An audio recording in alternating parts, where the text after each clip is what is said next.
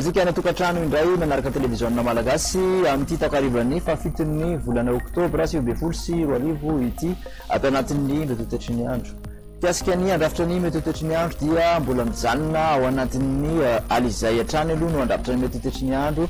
Somary toerana kosa izy amin'ny faritra sasasasany amin'iny filana andefan'ny nosy indy. Ujerentsika ary toetry ny andro andra fitsamaraina ahitana orana malefaka ny faritra Sava Analanjorofo Atsinanana katry amin'ny faritra Vadivavy Fitovinany somary andrahona kosa ny faritra Loatra Mangoritsy ny Atsinanana Lamanga ary amin'iny Vakinakaratra iny Ratoka Omaina any amin'ny faritra Sisa.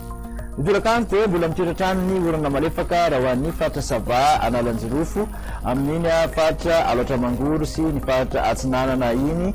Ahitana orana tandrifondrahona miserana kosa ny faritra Pongolava manodididina ny Nosibea any Moritsiraka avaratra andrefan'ny faritra Diana iny ary dia mbola omaina tanteraka any amin'ny faritra Sisa.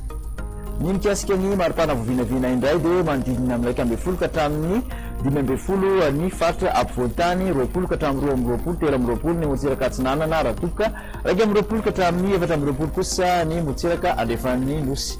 Ny amin'ny 30 degré Celsius ny maripana ambony indrindra tahantsika izany Maeva Tanàna sy Morondava manodidina 12 ka hatramin'ny 20 ka hatramin'ny 20 aty amin'ny faritra Ampovoantany, 17 ka hatramin'ny 20 eo aty amin'ny Moritsiraka Atsinanana Nosy Ratoka, 30 ka hatramin'ny 30 amin'ny Moritsiraka andrefan'ny Nosy iny. Kasika ny toetry ny andro any reto tanàn-dehibe telo ivelan'i Madagasikara eto. Parino ahitana orana tandrifondrahona andrahona kosa ny andro ho an'ny Nairobi, fandrimandrahona sy masoandro ho an'ny Johannesburg.